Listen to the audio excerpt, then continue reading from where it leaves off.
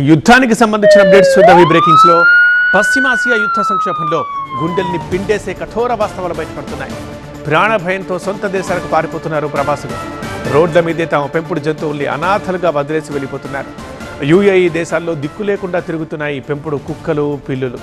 విమానాల్లో వెంట తీసుకెళ్లేందుకు సరైన పత్రాలు, టైం కూడా లేకపోవడంతో పెంపుడు జంతువుల్ని రోడ్ల మీదే వదిలేసి వెళ్తున్నారు యజమానులు.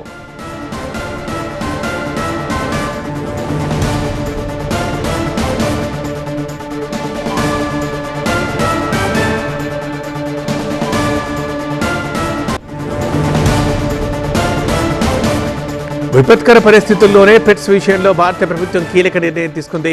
ప్రయాణాల్లో పెట్స్కి సంబంధించి వన్ టైం రిలాక్సేషన్ నిబంధన విధించింది. పొరుగు దేశాలు జారీ చేసిన వెటర్నరీ హెల్త్ సర్టిఫికెట్ ఉన్న అనుమతిస్తామంటోంది కేంద్రం.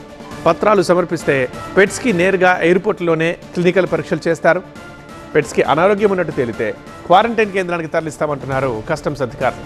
ప్రాణంగా పెంచుకున్న పెట్స్ని రోడ్ల పాలు చేయలేక కన్నీరు పెడుతున్న ప్రవాస భారతీయులకు కేంద్రం తీసుకున్న నిర్ణయం నిజంగానే పెద్ద ఊరట అని చెప్పాలి.